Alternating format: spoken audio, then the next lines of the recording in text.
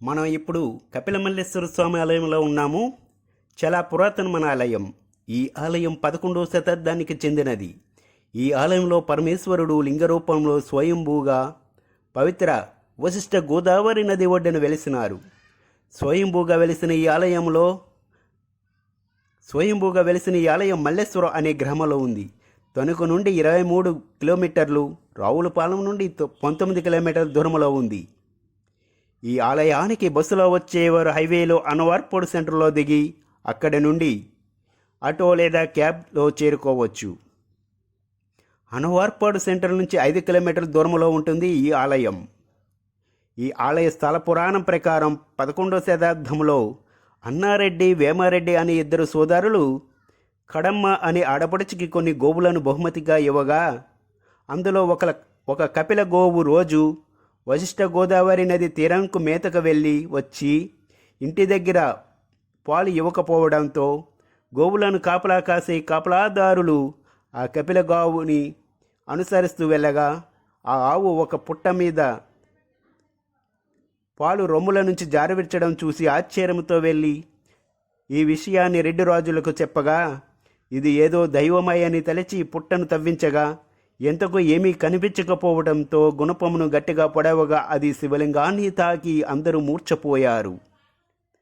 ఇప్పటికీ ఆ గుణపం పోటు ఆనవాళ్ళు అలాగే ఉంటుంది. మీరు ఈ శివలింగంలో కూడా చూడవచ్చు.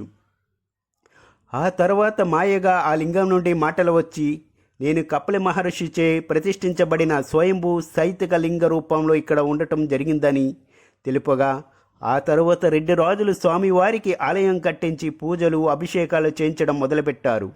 అప్పటి నుండి ఎంతోమంది స్వామివారిని పూజించి తరిస్తున్నారు. ఈ ఊరిలో ఉండే ఒక పెద్దాయన తన పేరు బోడపాటి వెంకటరత్నం గారు అని తనకు జరిగిన అనుభవం మా ఛానల్తో పంచుకున్నారు. ఈ ఊరిలో పుట్టి పెరిగిన బోడపాటి వెంకటరత్నం గారు తన కూతురి వివాహం చేయడానికి వరుణ్ణి వెతుకుతుండగా వచ్చిన వాళ్ళు అమ్మాయిని చూసి అమ్మాయి బాగుందనేవారే కానీ కట్న కానుకలు ఎక్కువ అడగడంతో అంత స్తోమత లేని ఆయన అంత వరకట్నం ఇచ్చుకోలేక ఏమి చెయ్యాలో తెలియక వచ్చిన వాళ్ళు చూసి వెళ్ళిపోతుండటంతో అమ్మాయికి పెళ్లి కాదనే బాధలో కుంగిపోయేవారంట. ఈ ఆలయానికి వచ్చి శివయ్య నీవే దిక్కు అని ప్రాధేయపడి అమ్మాయి వివాహం జరిగితే 11 వారాలు 11 ప్రదక్షిణలు చేసి అభిషేకాలు చేస్తానని మొక్కుకొని వెళ్ళినారంట. అలా వెళ్ళిన 8 వారాలు చేసేసరికి అమ్మాయికి వివాహం సంబంధం వచ్చి కట్న కానుకలు ఏమీ తీసుకోకుండా వివాహం కుదిరిందని ఆయన తెలిపారు. ఇది జరిగిన 1 సంవత్సరంన్నర అయినా ఇప్పటికీ ఆయన శివమాల ధరిస్తూ శివధ్యానం చేస్తూ మౌనవ్రతం చేస్తూ ఆ పరమేశ్వరుని సేవలో జీవితం గడుపుతున్నారు. ఇది మాతో ఎందుకు చేసుకున్నారంటే, నాలాంటి వరకట్నం ఇవ్వలేని వాళ్ళు ఏమి చెయ్యాలో తెలియక బాధలో చాలామంది ఉంటారు.